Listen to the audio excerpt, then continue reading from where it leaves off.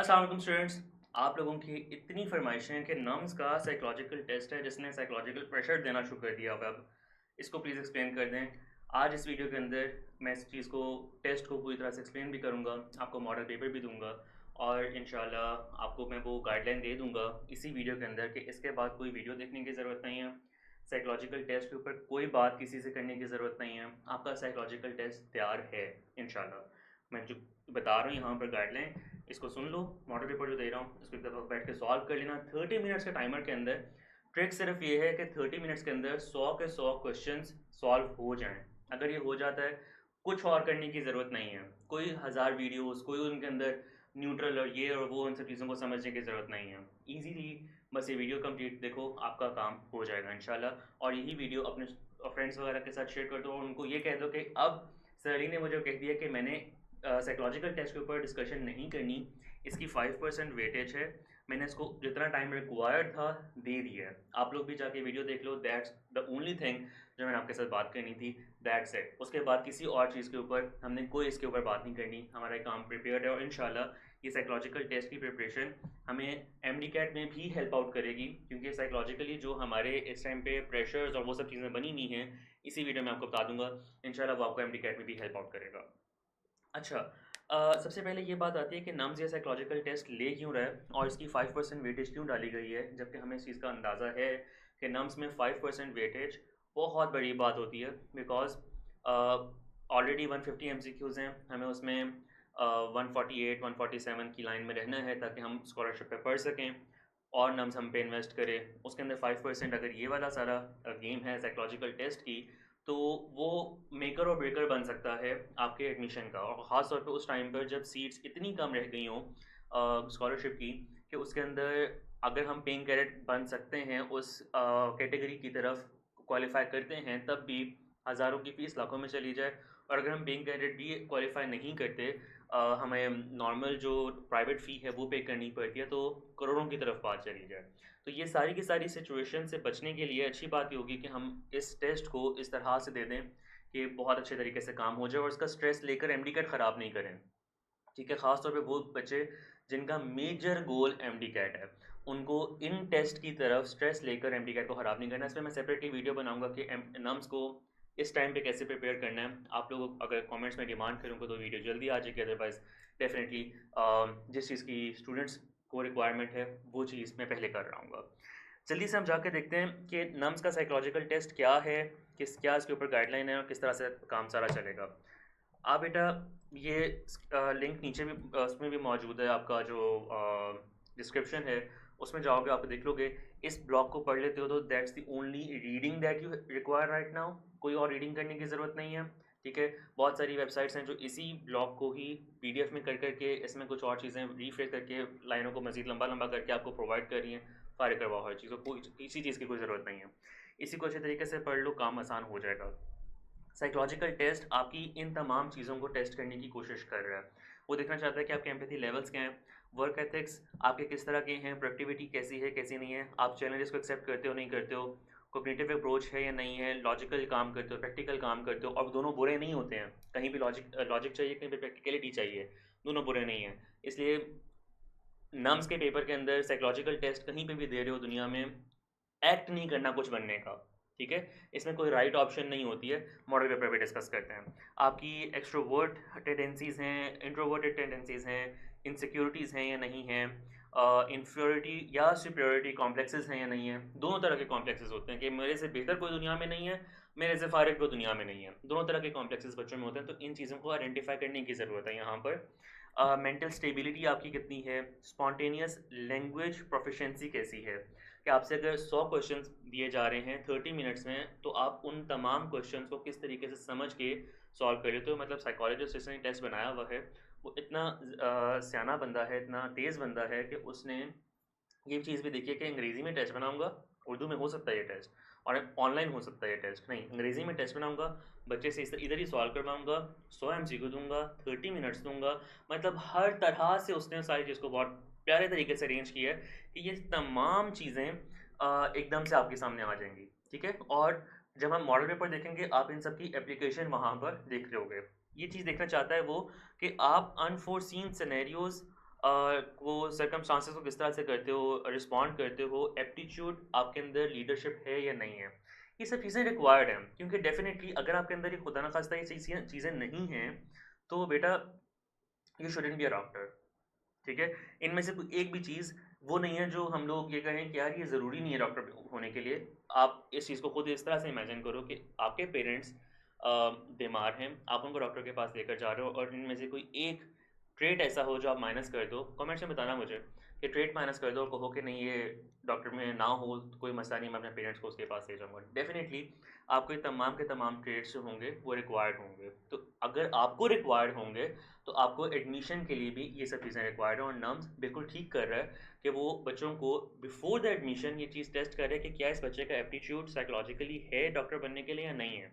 या अकेडमीज़ ने, इंस्टीट्यूट्स ने, यूट्यूब के जो सियाने इन्फ्लुएंसर्स हैं, अभी अपना एमडी पास मुश्किल से हुआ है, उसके बाद इन्फ्लुएंसर्स बन के बैठे हैं सारे, गाइड करने के लिए शुरू हो गए हैं।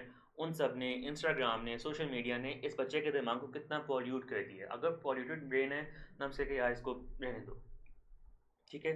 और अगर पॉल्यूटेड ब्रेन नहीं है, that is one what nums is requiring, ठीक है। क्योंकि उसने उस बच्चे को डॉक्टर बनाना है, प्रोफेशनल बनाना है, मेडिकल यूनिवर्सिटी से बाहर निकाल के दुनिया की तरफ भेजना है। और वो कैसा डॉक्टर बनाता है ये नम्स पे बहुत ज़्यादा इम्पैक्ट करेगा। उसकी वर्ल्ड रैंकिंग, उसकी पाकिस्तान में रैंकिंग इसी तरह से ऊपर नीचे जाएगी।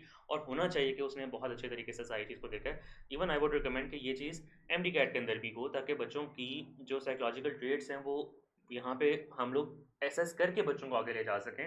स्टूडेंट्स बहुत बुरे हालात में होते हैं, वो अपने साइकोलॉजिकल हेल्थ का अगर ख्याल करना शुरू कर देंगे तो डेफिनेटली उनकी बहुत ज़्यादा लेवल्स पर, बहुत ज़्यादा एंगल्स पर बेहतरी आना शुरू हो जाएगी और ज़्यादा बच्चे पास होना शुरू हो सकते हैं। That's a topic of another discussion, MD के बाद भी हो सकती है। अभी वापस अपने टेस्ट की तरफ चलते हैं। अच्छा, टेस्ट की स्ट्रेटजीज़ क्या होंगी? आपने स्ट्रेस फ्री इन्वायरमेंट अपने अंदर मेंटेन करना है। या आपका जो टेस्ट हो जाएगा कंप्लीट फिजिक्स, इंग्लिश, बायो वगैरह का, उसके बाद ये टेस्ट होना है, तो इसलिए उस वक्त भी आपका स्ट्रेस फ्री इन्वायरमेंट होगा। मेंटली तौर पे इसको स्ट्रेस फ्री इन्वायरमेंट के अंदर ही सॉल्व करो। आपने न्यूट्रली क्वेश्चंस को रिस्पॉन्ड करना है, बायस नहीं करना। इस स्टेटमेंट को मैं मॉडल पेपर पे एक्सप्लेन करूँगा, ठीक है। क्योंकि यहाँ पे लोग गलती करते हैं, एक्सप्लेन करने वाले भी, वो यहाँ से ब्लॉग पढ़ते हैं, ऑब्वियसली पब्लिक ब्लॉग है, अपनी वीडियो क्रिएट कर लेते हैं और न्यूट्रल को गलत तरीके से एक्सप्लेन कर देते हैं, जिस वजह से बच्चे फेल होकर आ जाते हैं। तो इसको मैं वहाँ वहाँ पे एक्सप्लेन करता हूँ। आपने आपने इस तरह का कुछ हरकत नहीं करनी है जो आपको लग रहा हो कि यार मैं एग्जामिनर को अच्छा दिखूं इसलिए मैं ये ऑप्शन मार्क करूं। क्योंकि वो उन्हीं क्वेश्चंस के अंदर कहीं ना कहीं से आपको जाके पकड़ेगा। और आपको जब वो पकड़ेगा ना और वो आप झूठ पकड़े जाओगे, तो आपके अंदर ये चीज़ उसको पता चलेगा, अच्छा ये साइकोलॉजिकल इसका ये चीज़ ख़राब है और ये झूठा भी है, ठीक है। तो इसलिए बिल्कुल फ़िक्र नहीं करनी इस लिहाज से कि मैंने अपने आप को कुछ शो करवाना है, ठीक है। जो वीडियो में बता रहा हूँ, जैसे पर जो आपका वो है मॉडल पेपर है, इसकी तरफ मैं ले जाके आपको जो चीज़ें दिखाऊंगा उनको बस देख लो, आपका काम हो जाएगा उससे, ठीक है जी। अच्छा, रिफ्लेक्शन टाइम आपने अपने पास रखना है। इस पेपर को सॉल्व कर लो ताकि वहाँ पे आपको साइकोलॉजिकल टेस्ट के अंदर जो प्रॉब्लम आने वाली है ना, वो वकैब की आने वाली है, क्योंकि उसके अंदर इंग्लिश ऐसी इस्तेमाल हुई होगी जो समझ ही नहीं आएगी, ठीक है। दूसरी प्रॉब्लम आने वाली है कि आपसे सारे के सारे 100 के 100 एमसीक्यूज अटैम्प्ट नहीं होंगे, ठीक है। तो इन दोनों चीज़ों को सॉल्व करने का, इन दोनों प्रॉब्लम्स को सॉल्व करने का एक ही सोल्यूशन है कि आप इस मॉडल पेपर को सॉल्व करो जो मैं आपको प्रोवाइड कर रहा हूँ, और फ्री में प्रोवाइड कर रहा हूँ। आप लोगों के ग्रुप्स में भी मैंने देखा है अच्छे खासे ये घूम फिर रहे हैं। हर इंस्टीट्यूट ने अपने ग्रुप में मेरा ये मॉडल पेपर दिया हुआ है, यूज़ करो इसको, इंशाल्लाह आपका भला हो जाएगा इससे। अच्छा जी, ये सारी चीज़ें हो जाती हैं। इसमें मैं सिर्फ आप लोग खुद इसको पढ़ लोगे, मैं इसमें सिर्फ जो पॉइंट नंबर 5 है इसको बहुत ज़्यादा हाईलाइट करूँगा कि बेटा इस चीज़ को देखो कि आपको डे वन से मैं कहता आ रहा हूँ कि अपने आप को काम रखो, एंग्जाइटी को दूर रखो, ठीक है। फिजिकल सेटअप के अंदर इस वक्त लाहौर में देयर आर स्टूडेंट्स जो पेपर करते हुए कांप रहे होते हैं। क्यों? उन बच्चों की तैयारी 180 190 वाली है, लेकिन अगर वो काम काम के पेपर देंगे उनका काम नहीं बनेगा। इस वजह से अपनी इस चीज़ को देखो कि साइकोलॉजिकल टेस्ट भी ये चीज़ निकालना चाहता है कि भाई ये बंदा काम है, ये अच्छे तरीके से पेपर दे सकता है, आगे प्रोफेशन में परफॉर्म कर सकता है, या ये एंग्जाइटी के इस लेवल पे जा चुका हुआ है कि ये परफॉर्म ही नहीं कर सकता मेडिकल की फील्ड के अंदर। तो वो साइकोलॉजिकल टेस्ट आपको ये चीज़ चेक कर रहा है। एमडी कैट के अंदर आपको ये चीज़ वहाँ पर इजी मीडियम हार्ड लेवल पे एमसीक्यूज़ को रख के टेस्ट की जाती है, ठीक है। 200 एमसीक्यूज़ रख के टेस्ट की जाती है। मेरिट का बहुत हैवी किस्म का कंपटीशन रख के टेस्ट की जाती है कि आप किस तरह से आगे जाते हो। जिस बच्चे के पॉइंट्स में नंबर रह जाते हैं ना, उसके अंदर एक्चुअल फ्लॉ इस चीज़ का होता है, ठीक है? तो इसलिए बिल्कुल अपने माइंड को काम रख के इन तमाम पेपर्स को दो, आपकी बहुत आसानी से सिलेक्शन हो सकती है। You guys are prepared now, ठीक है? प्रिपरेशन में कोई मसला नहीं है। आप लोग इसमें कोई मसला फ़ील कर रहे हो, कमेंट्स में बताओ, इंशाल्लाह मैं उसको भी एड्रेस करूँगा। आपके जो कमेंट्स में क्वेश्चंस होंगे मैं अब उनको एड्रेस कराऊँगा। अब एमडीकैट सेशन का वो टाइम नहीं है कि मैं अपनी मर्ज़ी से वीडियोज़ बनाऊँ। अब मैं वीडियोज़ बना रहा हूँ, अब मैं बात कर रहा हूँ उन प्रॉब्लम से जो आपको आ रही हैं, ठीक है? जितनी प्रॉब्लम्स मेरे तक पहुँचाओगे उतना इंशाल्लाह मैं आपको एड्रेस कर पाऊँगा। ठीक है जी। फिर ये आपसे पूछ रहे हैं कि ये बच्चा रिजर्व्ड है या सोशल बच्चा है, यानी ये अकेला रहने वाला इंट्रोवर्ट सा बच्चा है, एक्सट्रोवर्ट बच्चा है, वो ये चीज़ देखना चाह रहा है, वो रूटीन देखना चाह रहा है, स्पॉन्टेनिटी देखना चाह रहा है आपकी, आपका कितना आप ट्रस्टवर्दी हो, कोऑपरेटिव हो, अनकोऑपरेटिव पर्सन हो, वो देखना चाह रहा है, डिसिप्लिन हो या डिसऑर्गेनाइज्ड हो, ये वो देखना चाह रहा है। आपने अगर पिछले पूरे साल में इस चैनल को या मेरी वीडियोस को या बाकी तमाम चीज़ों को फॉलो किया है, तो ये वो चीज़ें हैं जो चाहते हुए ना चाहते हुए आपके अंदर हमने डेवलप करने की पूरी तरह से कोशिश की है, ठीक है? और आपके अंदर ये चीज़ें आ चुकी हैं, इनको सिर्फ अब रिफ्लेक्ट करना है in MDCAT paper and in NUMS paper, ठीक है? ये हो जाएगा तो इंशाल्लाह काम आसान हो जाएगा।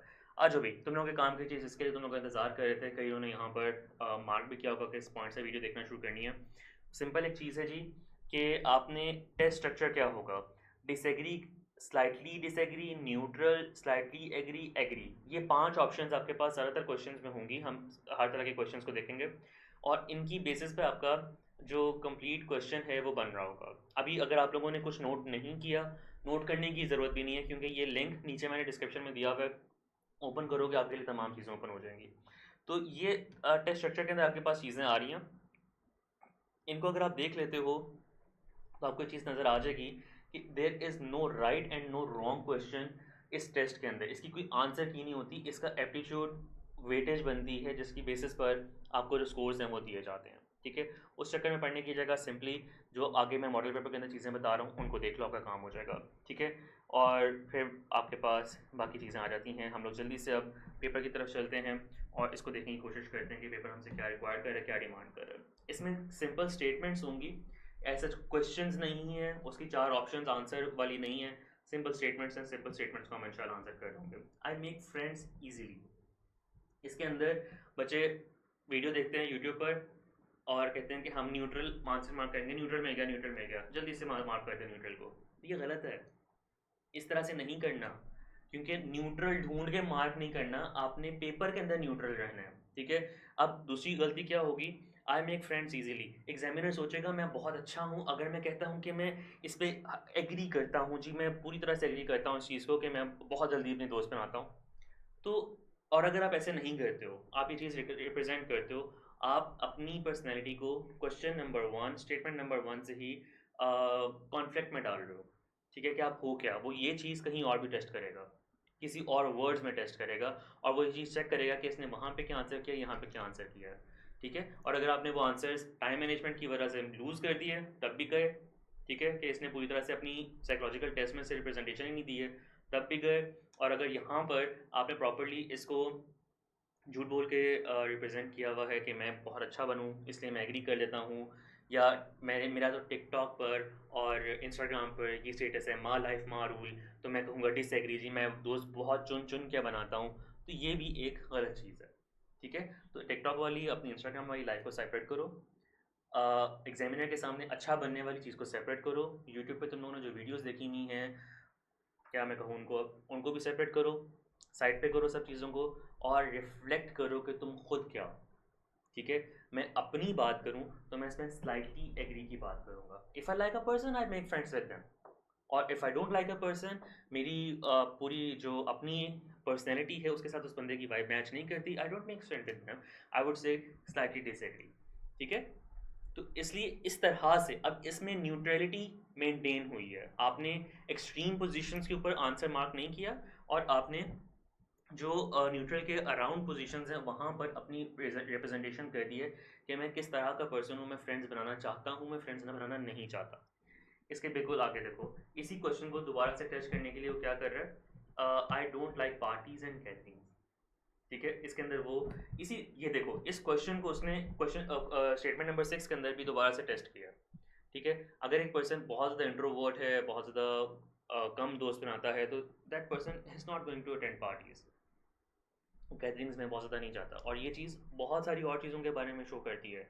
कॉन्फ्रेंसेज आके अटेंड करेगा नहीं करेगा, अपने आप को रिप्रेजेंट करेगा नहीं करेगा, यूनिवर्सिटी को आगे जाकर रिप्रेजेंट करने वाला नहीं करने वाला, बहुत सारी चीज़ों को रिप्रेजेंट करती है ये। इसलिए be your self, answer accordingly. ठीक है। स्टेटमेंट नंबर 7 देखो, I am not interested in people. नहीं, मुझे लोगों में दिलचस्पी कोई नहीं है, मैं सिर्फ मशीनें देखने वाला हूँ सामने और उनकी बेसिस पर उनके ऊपर ऑपरेशन करने वाला हूँ। तो रिप्रेजेंट योर सेल्फ। यहाँ पर स्लाइटली डिसएग्री, डिसएग्री वाली जो ऑप्शन है इसके अंदर आपको अपने पास लेके आना चाहिए। स्टेटमेंट नंबर 8 देखो, very interesting, I forget my belongings. ठीक है। अब ये वो चीज़ है जिसके अंदर थोड़ा सा छोटा सा अगर हैक बताऊँ, ये चीज़ें वो होती हैं जो आपकी पर्सनैलिटी के अंदर उन ट्रेड्स को आइडेंटिफाई करने वाली होती हैं जो आपको वाकई में किसी भी मेडिकल पर्सन के अंदर नहीं होनी चाहिए, मेडिकल प्रोफेशन वाले पर्सन के अंदर नहीं होनी चाहिए। तो इन चीज़ों को आप स्लाइटली डिसएग्री डिसएग्री के अराउंड ही रखो और वहीं पे मार्क करो, आपका काम बन जाएगा। फिर क्वेश्चन आता है, आई गेट एंग्री ईजिली। इसके अंदर भी आपने अपनी कंप्लीट रिप्रेजेंटेशन जो है इसको करनी है। डिसएग्री, स्लाइटली डिसएग्री, क्योंकि अब ये वो चीज़ें हैं, think of it like a doctor. मैं अब आपको इस पूरे इसके अंदर अगर स्टेट ऑफ माइंड बताऊँ ना, तो अपनी आर्टिफिशियल स्टेट ऑफ माइंड निकाल दो, जो चीज़ें मैंने साइड पे करवाई इनको बिल्कुल ही दफ़ा कर दो। और अब ये चीज़ सिर्फ सोचो कि आप एज अ डॉक्टर क्या हो, एज अ पर्सन क्या हो। ठीक है। और ये दो अलग चीज़ें नहीं, एक ही चीज़ होनी चाहिए कि आप क्या हो। और आपके पेरेंट्स अगर किसी डॉक्टर के पास हैं तो आप किस तरह के वहाँ पे देखना चाहते हो, सामने किस तरह का बंदा देखना चाहते हो। ठीक है। इन दो पैरामीटर्स को सिर्फ अपने माइंड में रखो, आपके लिए काम बहुत आसान हो जाएगा। मैं प्रोफेशन में शायद इसलिए नहीं आऊँ क्योंकि I would mark slightly agree over here. ठीक है। कि एक पर्सन को जब इस चीज़ के बारे में बता दिया है कि भाई तुमने नहीं एक ही काम करना, और फिर वो काम करके अपनी ही हालत ख़राब करके मेरे पास आता है, तो आई वुड गेट एंग्री और मैं कहूँगा क्या क्या हरकत की है। जैसे स्टूडेंट्स को डांट पड़ती है, प्रोफेशन में और लोग हैं उनको डांट पड़ती है कि भाई तुम लोगों को इस चीज़ को मना किया था, तुम लोग वो ही काम करके आए हो। तो ये अपने आप के साथ खुद ज्यादती की है और डांट के समझाया जाता है। ये चीज़ डॉक्टर के अंदर होनी चाहिए नहीं होनी चाहिए। तो doctor should actually mark slightly disagree या डिसएग्री। ठीक है। तो आपकी ये एक्सट्रीम्स बनती हैं, ये न्यूट्रलिटी बनती है इस सारी चीज़ के अंदर। हर जगह न्यूट्रल ढूंढ ढूंढ के मार्क करोगे, आपके मार्क्स भी न्यूट्रल ही आएंगे फिर। ठीक है। न्यूट्रल यहाँ पर ज़ीरो होता है। ठीक है। वो कोई मार्क्स मार्क्स नहीं देगा क्योंकि उसको पता चल जाएगा इसने क्या किया होगा। अगर 30 मिनट का पेपर भी 5 मिनट में करके जो निकले ना बाहर, ये सारी चीज़ों पे न्यूट्रल मार्क करके आया। तो जो चीज़ें मार्कआउट कर दी हैं, समझ आ गई है, समराइज़ करके, क्योंकि इसके जो मैं बोल रहा हूँ अब इसके कहीं नोट्स अवेलेबल नहीं है, किसी जगह पे लिखा नहीं हुआ। इसको ज़रा नीचे कमेंट्स में लिख के मुझे बताओ तुम लोगों को क्या ये चीज़ें समझ आई हैं, किन चीज़ों को साइड पे करना है, किन चीज़ों को अडॉप्ट करना है। एक और टाइप के क्वेश्चंस देखो। अच्छा, स्टेटमेंट क्या है, do you get hurt when someone criticises you? Not particularly, to some extent, no, yes. इसके अंदर अब आप क्या कहते हो? ठीक है। अच्छा, यहाँ पे 1 2 3 4 होना चाहिए था। इसके अंदर आप क्या कहते हो कि क्या आपको कोई क्रिटिसाइज करे तो आप हर्ट फील करते हो या नहीं करते हो? तो यहाँ पर आई वुड से कि आपको नो की जगह, एक्सट्रीम्स की जगह, जो यहाँ पर ये वाले क्वेश्चंस हैं इनको यानी ऑप्शन नंबर 1 है यहाँ पर, नॉट पार्टिकुलरली या टू सम एक्सटेंट, इनमें से किसी की तरफ जाना चाहिए डिपेंडिंग अपॉन यू। ठीक है। याद रखो, इसी पेपर के अंदर ऊपर नीचे कहीं पर वो आपको किसी और जगह पर इन्हीं चीज़ों को टेस्ट कर चुका होगा। ये पेपर का एंड मैंने निकाला है। तो यहाँ पर अगर आप ये मार्क करते हो कि जी मैं तो बहुत अच्छा हूँ जी, मुझे तो सारे कोई आके क्रिटिसाइज़ भी करें तो मुझे कोई फ़र्क नहीं पड़ता, और आपने ऊपर भी प्रेजेंट किया हुआ ऑलरेडी, तो कॉन्ट्राडिक्शन आ रही है। ठीक है। कॉन्ट्राडिक्शन से बचना है। Losing your job will make you feel depressed. इस चीज़ के बारे में आपका क्या ख्याल है? ये भी किसी ना किसी ऊपर वाले क्वेश्चंस के ऊपर ही आपको फिर से रिप्रेजेंट कर रहा है कि फिर से आपकी टेस्टिंग हो रही है यहाँ पर। Not particularly, to some extent, yes, no, extreme छोड़ के जो आपकी न्यूट्रल वाली चीज़ें हैं ज़्यादा उनकी तरफ अपनी मार्किंग को लेकर चलो। Do you experience mood swings regularly? To some extent, not particularly. ठीक है। इन दोनों की तरफ से आपको कोई कुछ जो आंसर है उसको मार्क करना चाहिए। हाँ, अगर वो चीज़ है जो आपको पता है कि ये चीज़ मेरे अंदर है ही नहीं, I am sure about that, I am damn sure about that, फिर एक्सट्रीम्स वगैरह की तरफ आओ। फिर एक्सट्रीम की तरफ आओगे आपको नुकसान नहीं होगा, क्योंकि वो आपने अनकॉन्शियसली भी उन 30 मिनट के अंदर पीछे अपने किसी जगह पे मार्क नहीं होगी, बिकॉज वो डेफिनेटली आपके अंदर नहीं होगी। और अगर वो चीज़ आपके अंदर है, यहाँ पे कुछ रिप्रेजेंट करने की कोशिश करो जिसका मैं ऑलरेडी साइड पे करवा चुका हूँ, तो न्यूट्रल जो रिस्पॉन्सेज हैं वो आपको यहाँ पर सेव करेंगे, और जो एक्सटेंट वाले रिसोर्सेज हैं, एक्सट्रीम वाले रिस्पॉन्सेज हैं, ये आपको ख़राब कर रहे होंगे। इस तरीके से अगर ये पेपर सॉल्व कर लेते हो तो आपको कोई भी प्रॉब्लम एज सच इंशाल्लाह नहीं आएगी। बहुत आसानी से नम्स का साइकोलॉजिकल टेस्ट एक मॉडल पेपर के तौर पर सॉल्व हो जाएगा। इसका प्रिंट निकलवा के एक दफ़ा सॉल्व कर लेना। अगर प्रिंट नहीं निकलता, नीचे ही शॉप का लिंक मौजूद है जिसमें नियर के सब पास पेपर्स, जो नम्स के पास पेपर्स हैं 2010 से लेकर 2023 तक के पास पेपर्स मौजूद हैं, सॉल्वेबल हैं, उनको या इसके और इसको दोनों को सिलेक्ट करो, शॉप पे डालो, कार्ट में डालो, 3 दिन से 5 दिन के अंदर आपके पास ये पहुंच जाएगा।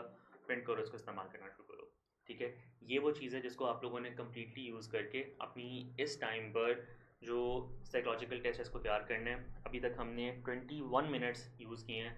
These 21 minutes are enough for you, इससे ज़्यादा किसी टाइम की ज़रूरत नहीं है। मैक्सिमम ये काम करो। अगर किसी बच्चे का भला करना चाहते हो कि इस वीडियो का लिंक उठाओ, उस तक शेयर कर दो, और मुझे नीचे ये कमेंट बता दो कि आपने इस पॉइंट तक वीडियो देखी है और आपका भला हुआ है या नहीं हुआ यूजिंग दिस वीडियो।